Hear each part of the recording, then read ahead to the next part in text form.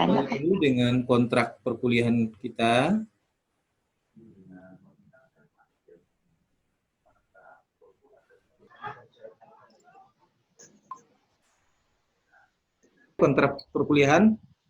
nama mata kuliah ini adalah pendidikan dan latihan. Mata kuliah ini kita awali dari tujuan mata kuliah. Yang pertama adalah dalam mata kuliah, setelah mengikuti mata kuliah ini, mahasiswa diharapkan mampu menjelaskan ruang lingkup kegiatan pendidikan dan latihan, kemudian merencanakan pendidikan dan latihan, menerapkan model-model pendidikan dan latihan, dan dapat mendesain pelatihan dan dapat mengevaluasi pasca kegiatan pelatihan. Kemudian daftar referensi yang kita gunakan dalam mata kuliah ini adalah pertama Sondang P. Siagian, Manajemen Sumber Daya Manusia, kemudian Mustafa Kamil, Model Pendidikan dan Pelatihan, dan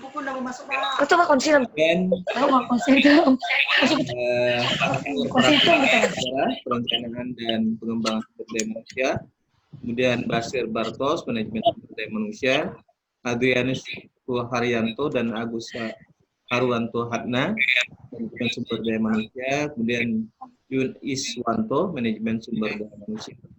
Ini 4 komponen dalam penilaian. Yang pertama adalah penilaian aktivitas di kelas.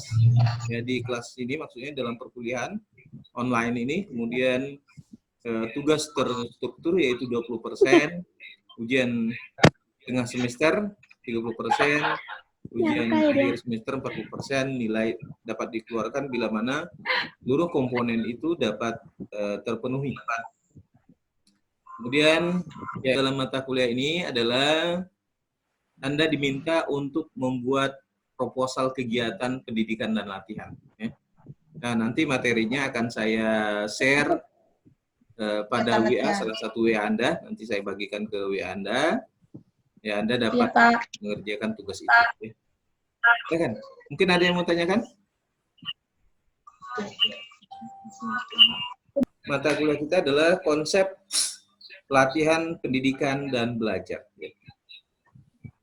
Jadi, dalam pendidikan dan latihan, ini paling tidak ada 3 hal yang ada dalam proses pendidikan dan latihan.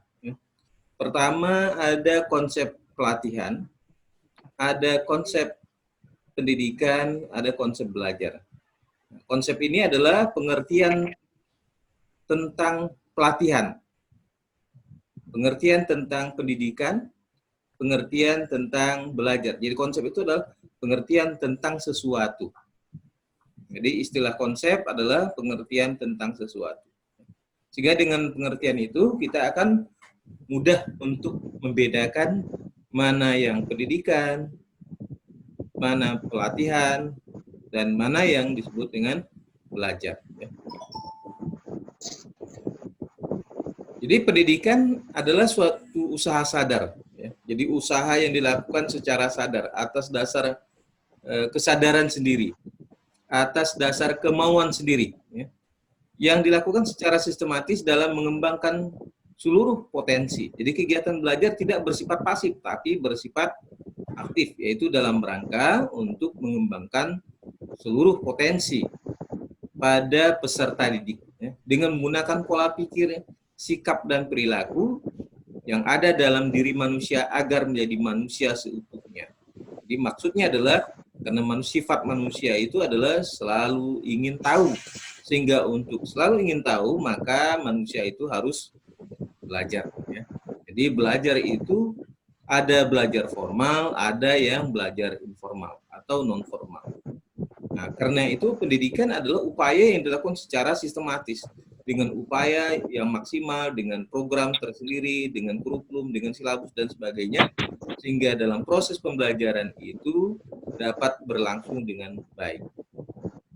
Kemudian pendidikan biasanya diarahkan kepada pembentukan pengetahuan dan sikap. Jadi tatarannya adalah tataran kognitif, yaitu pengetahuan.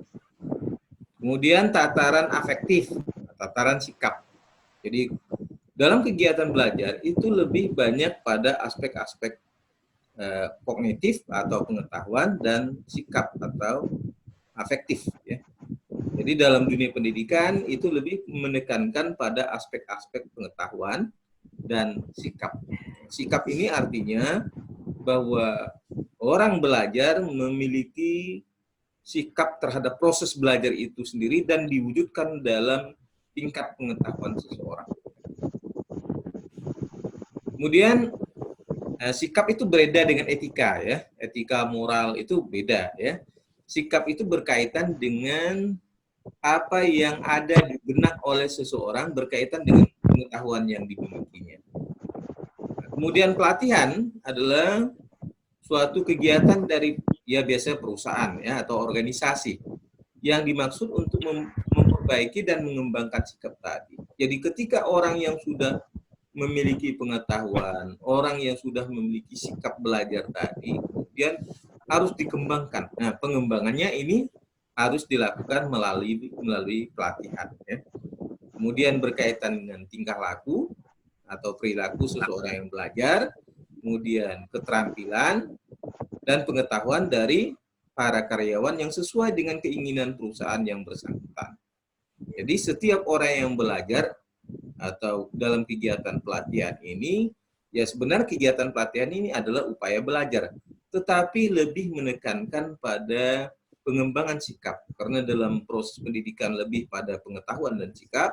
Kemudian dalam pelatihan tidak hanya mengembangkan pengetahuan, mengembangkan sikap, tetapi diarahkan bahwa perilaku orang yang belajar memiliki perbedaan antara orang yang belajar dan orang yang tidak belajar.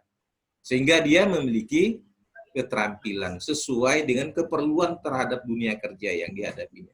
Jadi pada prinsipnya bahwa pelatihan ini adalah pengembangan terhadap pendidikan yang tadi penekanannya lebih pada pengetahuan dan sikap, kemudian diarahkan kepada aspek tingkah laku, yaitu perilaku seorang yang belajar. Jadi orang yang belajar itu memiliki perilaku yang berbeda dengan orang yang tidak belajar, sehingga dia memiliki keterampilan sesuai dengan yang diperlukan dari organisasi atau tempat kerjanya. Kemudian pelatihan adalah proses sistematik, ya. Jadi dibuat sesistematis mungkin, ya, sesuai dengan tujuan belajar itu, tujuan pelatihan itu sendiri. Ya, memang dalam tingkat pengembangan sumber daya manusia ada yang disebut dengan pendidikan, ada pelatihan, ada pengembangan. Nah, jadi ada 3 aspek yang berkaitan dengan pendidikan dan latihan ini, yaitu ada yang disebut dengan pendidikan, kemudian ada pelatihan, ada pengembangan. Semua itu memiliki level-level yang berbeda. Pelatihan adalah proses sistematik pengubahan perilaku pada karyawan dalam suatu arah guna meningkatkan tujuan-tujuan organisasi. Jadi lebih pada pengembangan seseorang agar dia berperilaku memiliki keterampilan sesuai dengan keperluan organisasi. Jadi ketika Anda lulus nanti bekerja di sebuah organisasi, maka Anda akan diberikan pelatihan. Pelatihan itu diharapkan disesuaikan dengan dunia kerja, disesuaikan dengan apa yang Anda kerjakan. Kemudian pelatihan sama dengan proses sistematik yang di dalamnya ada suatu kegiatan guna mengembangkan dan memperbaiki kinerja para pesertanya guna meningkatkan tujuan-tujuan organisasi. Karena setiap orang yang bekerja diharapkan dapat mencapai tujuan-tujuan organisasi. Tentu sifatnya lebih bersifat praktis dan pragmatis. Sekarang kita lihat, tadi kita sudah melihat perbedaan definisi antara pendidikan dan pelatihan. Bahwa dalam dunia pendidikan itu lebih mengembangkan 2 aspek, yaitu aspek kognitif, pengetahuan, dan sikap atau afektif. Ya. Sementara di pelatihan itu lebih pada psikomotorik atau yang disebut dengan keterampilan. Nah, jadi kalau di dalam dunia pendidikan tadi lebih menekankan pada pengetahuan dan sikap, tapi berbeda dengan pelatihan lebih mengembangkan perilaku dan keterampilan dalam rangka mencapai tujuan organisasi tadi.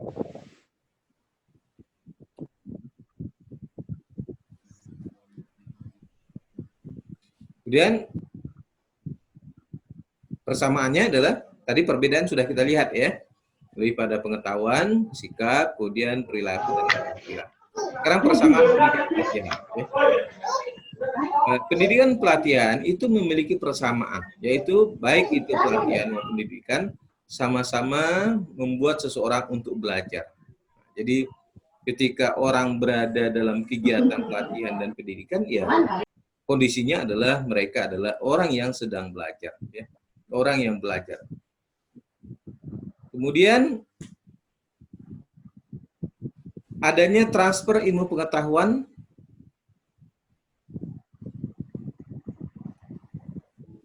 keterampilan dan informasi dari sumber kepada pembelajar. Mengapa bukan disebut belajar atau tetapi disebut pembelajar? Ya. Nanti akan saya jelaskan. Ya. Bahwa sebenarnya dalam proses belajar itu, kalau kita di pendidikan atau yang disebut dengan pendidikan akademik, ya, lebih pada pengetahuan dan sikap. Tentu berbeda dengan yang vokasional, ya, vokasi, keterampilan. Misalnya Anda lihat di rekam medis dan bidan, itu mengkombinasikan antara pengetahuan kognitif, pengetahuan, kemudian sikap, kemudian keterampilan. Nah, itu yang dikembangkan di dalam pendidikan vokasi, yaitu pendidikan keterampilan, atau disebut dengan pendidikan kejuruan.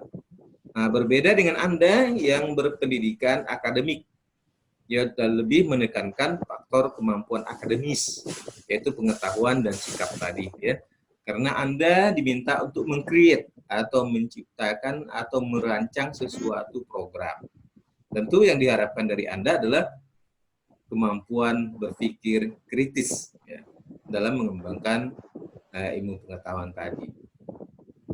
Nah, karena adanya transfer pengetahuan, ya, antara orang yang memberikan materi, sebagai contoh pada saat ini, yaitu mentransfer ilmu pengetahuan, keterampilan, dan informasi dari sumber belajar kepada pembelajar. Pembelajar ini bukan pembelajar, ya. Kalau pembelajar, ia bersifat pasif. Tapi kalau pembelajar, artinya bersifat aktif. Jadi ketika Anda disebut sebagai pembelajar, maka Anda aktif belajar. Tetapi kalau disebut dengan pembelajar, maka Anda bersifat pasif dalam kegiatan belajar. Nah, itu perbedaan antara belajar dan pembelajar. Ya.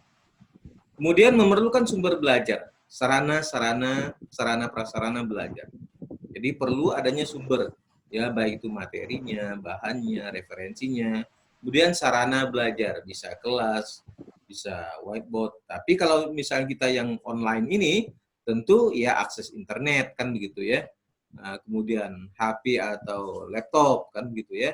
Kemudian software. Jadi harus paling tidak ada 3 perangkat itu, yaitu laptop, internet, dan softwarenya. Nah, ini disebut sebagai sarana dan sarana, ya, yang mendukung kegiatan belajar tadi.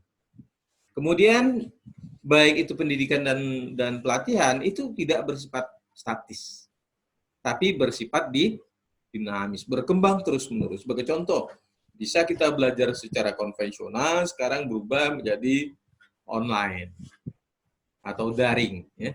Jadi proses pembelajaran yang tadinya bersifat konvensional sekarang berubah menjadi online. Ini bahwa proses belajar itu tidak bersifat statis tapi bersifat dinamis, ya, sesuai dengan perkembangan zaman. Jadi tidak lagi terikat pada tempat atau ruang, kemudian waktu, yang waktunya kita sepakati saja kapan kegiatan itu akan berlangsung, ya. Kemudian memiliki tujuan akhir untuk meningkatkan kualitas diri orang tersebut. Jadi dalam rangka kegiatan belajar itu adalah upaya untuk meningkatkan kualitas diri dari orang yang belajar. Sehingga semakin hari setelah belajar maka terjadi perubahan perilaku tadi. Perilaku sebelum belajar dan perilaku sesudah belajar. Tentu inilah yang membedakan antara orang yang belajar dan orang yang tidak belajar. Ketika dia menyikapi suatu persoalan. Misalnya sebagai contoh dengan kasus saat ini misalnya COVID-19 ini. Nah, dalam COVID-19 tentu orang yang belajar dia berupaya untuk menyikapi secara positif. Upaya pencegahan misalnya di dalam ilmu kesehatan masyarakat paling tidak ada promotif, yaitu meningkatkan kesehatan. Misalnya minum air putih yang cukup, istirahat yang cukup, asupan gizi yang baik, kan begitu ya. Kemudian tidak stres, kemudian melakukan aktivitas fisik. Itu dalam upaya promotif. Tapi ada upaya yang bersifat preventif, yaitu mencegah. Misalnya tidak berkerumun di tempat orang yang banyak, kemudian menghindari resiko penularan, kemudian sampai pada upaya protektif, yaitu perlindungan, ya, yaitu menggunakan masker, menggunakan handscoon, itu adalah upaya protektif. Jadi ada 3 tahapan. Ketika orang misalnya belajar ilmu kesehatan masyarakat, maka mereka bisa melakukan upaya-upaya peningkatan kesehatan, kemudian pencegahan, dan perlindungan. Ya. Ini yang bisa dilakukan. Sebelum saya lanjutkan, mungkin ada yang mau ditanyakan? Atau nanti setelah saya sampaikan semuanya ya, baru ada pertanyaan. Baik. Apa itu belajar? Jadi mungkin ada pertanyaan, sebenarnya apa yang dinamakan belajar? Gitu ya. Karena hampir apakah itu baca buku termasuk dalam kegiatan belajar? Apakah mendengar berita itu termasuk belajar? Apakah ketika mengikuti diskusi, apakah itu yang disebut dengan belajar? Nah, belajar merupakan perubahan ya, dalam kepribadian yang dimanifestasikan sebagai pola-pola respon yang baru berbentuk keterampilan, sikap, kebiasaan, pengetahuan, dan kecakapan. Jadi wujudnya adalah dimanifestasikan itu sama dengan diwujudkan. Jadi ketika Anda belajar, Anda memberikan respon. Responnya adalah terjadinya perubahan pada diri Anda. Perubahan sesuai dengan materi yang dipelajari. Bisa saja perubahan pada pengetahuan, pada kognitif, perubahan pada sikap atau afektif, perubahan pada konatif atau keterampilan ya, atau psikomotorik ya, keterampilan, atau ada perubahan habitation ya, kebiasaan, atau perubahan skill, kecakapan atau keterampilan. Nah, ini yang disebut dengan tadi dari tidak tahu menjadi tahu, berarti itu di tingkat pengetahuan. Sikapnya dari tadi dalam menyikapi misalnya kasus suatu persoalan, kemudian menyikapinya setelah dia mendapat informasi, kemudian dia menyikapi sesuai dengan persoalan itu. Ya. Karena sikap ini belum dalam bentuk tindakan, ya. Hanya dalam benak diri seseorang. Kemudian memiliki keterampilan, yaitu kemampuan setelah dia belajar tadi. Misalnya belajar cuci tangan. Ya, Anda sampaikan kepada anak-anak SD misalnya. Maka tadi tidak tahu mencuci tangan, 7 langkah mencuci tangan baik dan benar. Setelah Anda berikan cuci tangan baik dan benar, kemudian dia melakukan, maka itu berkaitan dengan keterampilan. Ya, kemudian kecakapan dalam menggunakan masker, memasang masker, membuka masker. Itu adalah upaya yang disebut dengan kegiatan belajar karena tadi terjadi perubahan. Yang belum bisa menjadi bisa, yang tidak tahu menjadi tahu, yang sikap tadi negatif atau terhadap suatu persoalan kemudian menjadi mendukung gitu ya. Nah, itu adalah pola-pola yang disebut dengan pola belajar ya. Karena belajar itu prinsipnya adalah adanya respon ya. Adanya perubahan yang diwujudkan dalam manifestasi pola-pola respon. Tadi misalnya dari tidak tahu menjadi tahu. Itu ketika dia tahu maka sebenarnya di situ ada yang disebut dengan perubahan.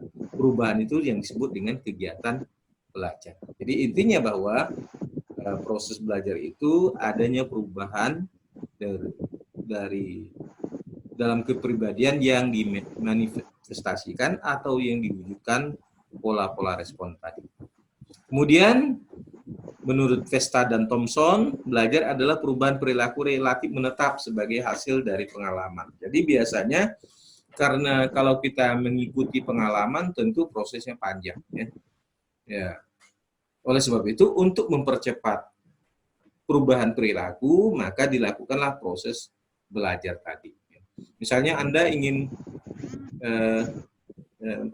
mengikuti perkembangan seseorang, misalnya agar menjadi kaya, kan tidak perlu kita mengikuti si A ini dari dia kecil sampai dia menjadi kaya, tetapi kita cukup dengan belajar saja, membaca riwayat hidupnya, bagaimana dia menjadi orang yang kaya, menjadi orang yang sukses secara materi, kan begitu. Kita baca saja riwayatnya dan usaha-usaha yang sudah dilakukan berdasarkan pada pengalamannya. Jadi kita tidak perlu mengikuti langkah-langkahnya. Kalau misalnya umurnya 70 tahun kemudian dia sukses, kita ikuti, tentu saja usia kita belum sampai 70 tahun, kan begitu.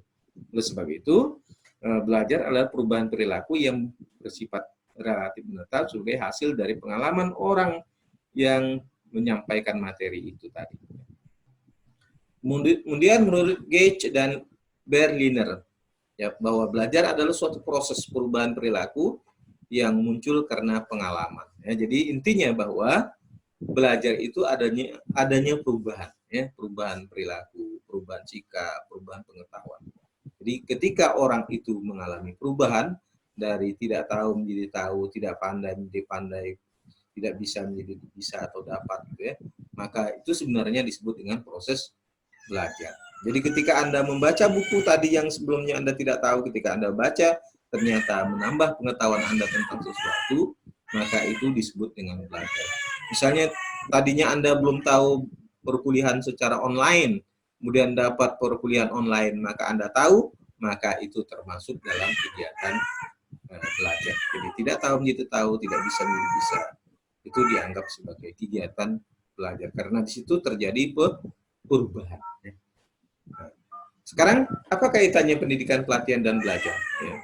Jadi keterkaitan dari ketiga hal ini, bahwa belajar adalah mengubah individu dari tidak tahu menjadi tahu, berubah dari hal yang buruk pada hal yang baik, serta proses perubahan tingkah laku, baik dari ranah kognitif, afektif, dan psikomotorik. Ya. Jadi, kalau belajar tidak hanya pada aspek pengetahuan, tetapi juga faktor keterampilan. Nah, maka disebut dalam kegiatan belajar itu menyentuh pada ranah kognitif, pengetahuan, jadi kognitif itu pengetahuan, kemudian afektif itu pada sikapnya, kemudian yang ketiga adalah psikomotorik, yaitu keterampilan. Jadi ketiga hal ini, apabila salah satu di antaranya terpenuhi, maka itu sudah masuk dalam kegiatan belajar. Kemudian pendidikan dan pelatihan membutuhkan proses belajar dan pembelajaran. Ya. Ya. Jadi dalam proses pendidikan dan pelatihan membutuhkan proses belajar dan pembelajaran. Jadi proses belajar artinya ada orang yang menyampaikan materi dalam kegiatan belajar, dan ada yang proses pembelajaran. Ya. Jadi pembelajaran itu sendiri bersifat aktif. Ya. Dan tanpa ada proses belajar, pendidikan maupun pelatihan menjadi sia-sia dan tidak akan bernilai guna. Karena pada prinsipnya bahwa proses belajar itu ada suatu kegiatan materi atau bahan yang disampaikan sehingga ada perubahan pada diri atau pribadi seseorang, baik itu yang menyentuh pada ranah kognitif, afektif, dan psikomotorik.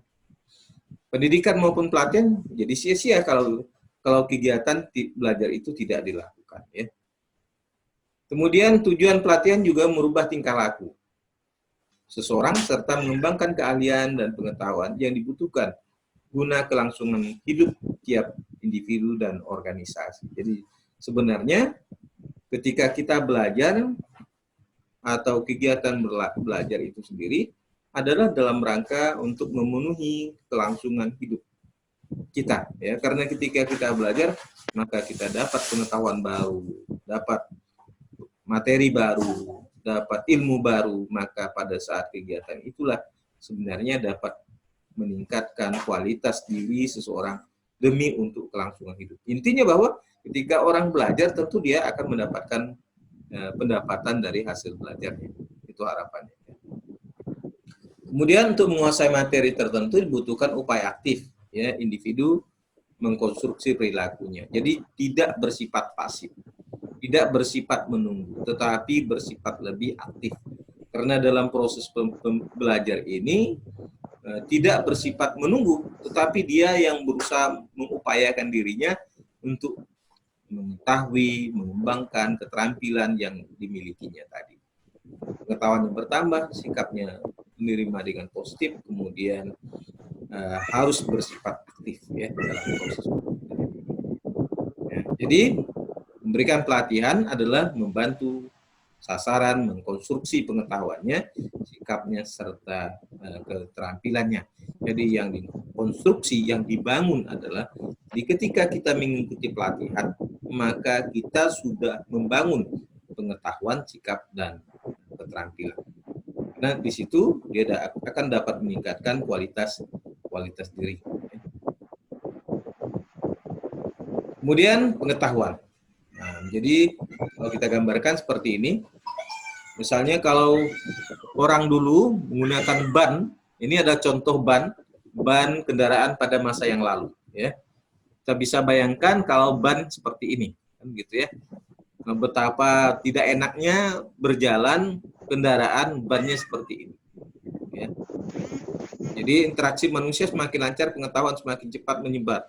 Jadi sehingga kalau bannya seperti ini, ya, sedangkan yang sekarang bannya karet saja, ya masih kalau jalan jelek ya terasa sakit, apalagi dengan menggunakan ban semacam ini, kan begitu ya. Kemudian sebuah pengetahuan bisa menjadi batu pijakan bagi munculnya pengetahuan baru. Sehingga supaya tadi naik kendaraan dengan ban semacam ini membuat kita sakit, kemudian orang beri karet bannya supaya lebih enak, lebih lunak, jalannya lebih lancar. Nah, kemudian penemuan laptop ya, membawa pada penemuan baru misalnya tadi. Sebelumnya kita mungkin hanya laptop digunakan dalam perkuliahan di depan kelas, tapi sekarang tidak lagi di depan kelas. Anda sambil baring-baring saja bisa belajar, kan begitu, tempat tidur gitu ya. Ya bajunya biasa-biasa saja, ya bisa saja dengan sarana semacam ini. Ini adalah penemuan-penemuan baru akibat satu faktor ditemukan berpengaruh terhadap penemuan-penemuan baru berikutnya. Kemudian penemuan-penemuan baru itu membawa perubahan. Ya, tadi kuliahnya tatap muka konvensional berubah menjadi online. Ini adalah penemuan-penemuan baru. Nah, termasuk nanti juga tugas-tugas Anda yang tidak perlu lagi di print atau dicetak, tetapi sudah dalam bentuk file atau soft file. Ya. Kemudian ini contohnya, misalnya listrik tidak hanya untuk menerangi ruangan di mana kita berada, tetapi ya sudah menjadi sarana yang digunakan tidak hanya penerangan, tetapi juga bisa untuk televisi, untuk berkomunikasi, untuk menghidupkan generator, untuk menghidupkan mesin-mesin lainnya, ya termasuk laptop, komputer, dan sebagainya. Kemudian, apa yang dipelajari saat ini, sekarang ini, ya tidak dapat digunakan untuk memecahkan masalah saat keluar dari sekolah. Jadi sebenarnya ketika Anda belajar pada saat ini, ya, memang tidak bisa menyelesaikan masalah-masalah ketika Anda selesai kuliah. Nah, oleh sebab itu, bekal yang Anda miliki, yang ketika Anda belajar ini sebenarnya dapat Anda gunakan, Anda manfaatkan dalam kegiatan-kegiatan pengembangan ilmu pengetahuan berikutnya. Jadi pelatihan seperti apa yang dibutuhkan? Yang dibutuhkan adalah model instruktivis. Jadi sebenarnya belajar itu didasarkan pada kebutuhan mahasiswa terhadap proses belajar. Jadi tidak kita tuangkan begitu saja, belum tentu yang dituangkan diterima. Nah, ini adalah, tetapi berbentuknya seperti ini, bukan instruktivis, tapi bersifat konstruktivis. Jadi tidak diarahkan, tapi mahasiswa membentuk sendiri. Sebagai contoh misalnya, tugas pada mata kuliah ini adalah Anda diharapkan dapat membuat proposal pendidikan dan latihan. Diharapkan Anda dapat merancang pendidikan dan latihan yang Anda inginkan. Jadi saya tidak menginstruksikan begini, tetapi dari mata kuliah ini diharapkan Anda bisa membuat desain pendidikan dan latihan. Nah, setelah ini kan nanti ketika di lapangan, di masyarakat, Anda bisa membuat proposal untuk mengadakan pelatihan, pendidikan dan pelatihan bagi masyarakat. Ya, dengan proposal yang Anda buat, kemudian tujuannya adalah dengan proposal yang Anda buat, Anda bisa memprogram latar belakang pendidikan pelatihan, tujuan pendidikan pelatihan, peserta pelatihan, narasumber pelatihan, tujuannya, manfaatnya apa, kan, dana yang diperlukan, personilnya berapa. Nah, itu yang diharapkan dalam membangun pendidikan dan latihan. Jadi model pendidikan kita sekarang memang tidak bersifat instruktif seharusnya, tetapi bersifat konstruktivis. Jadi lebih membangun. Jadi mahasiswa yang lebih aktif ya, membangun untuk belajar, bukan diarahkan. Nah, kalau yang tadi lebih pada latihan zaman dulu ya. Ya, jadi misalnya realistis berubah, maka menghafal atau mempelajari pengetahuan masa lalu tidak dapat membantu manusia menjalani hidupnya secara baik. Jadi kalau kita menghafal tekstual apa yang mata pelajaran yang kita pelajari pada masa yang lalu, itu tidak akan membantu kita atau mahasiswa dalam menjalani hidupnya pada masa yang akan datang. Nah, jadi oleh sebab itu yang diharapkan adalah Anda mampu mengkreativitaskan, ya, mengembangkan diri, sehingga Anda mampu menciptakan sesuatu dari proses belajar itu sendiri. Nah, ini perbedaan dalam pembelajaran. Ya. Bahwa pandangan konstruktivisme, konstruktif itu membangun ya, pengetahuan, sikap, dan keterampilan hanya bisa diperoleh bila individu mengkonstruksi, membangun sendiri pengetahuannya. Jadi, Anda yang mengakses informasi, Anda yang menulis, Anda yang mengembangkan, Anda yang menerapkan pengetahuan, sikap, dan keterampilan. Oleh sebab itu, yang dibutuhkan dalam pendidikan dan latihan adalah learning how to learn, yaitu belajar bagaimana cara belajar. Jadi learning how to learn. Jadi bagaimana belajar, bagaimana cara belajar. Ya. Jadi itu yang harus dilakukan. Jadi belajar itu dalam keadaan enjoy self-learning. Ya. Belajar sendiri dengan santai. Ya. Tanpa boleh adanya tekanan, paksaan, atau intimidasi dari orang-orang lain ketika Anda ingin belajar. Jadi Anda yang lebih aktif untuk mengikuti pembelajaran. Nah, seperti ini. Anda bisa lihat bagaimana orang-orang tua ya rajin belajar karena mereka ingin menjelaskan, mengetahui, menunjukkan yang mana seharusnya dilakukan. Karena oleh sebab itu bahwa belajar ada yang disebut dengan belajar seumur, long life education, pendidikan sepanjang masa. Ya. Jadi long life education, long life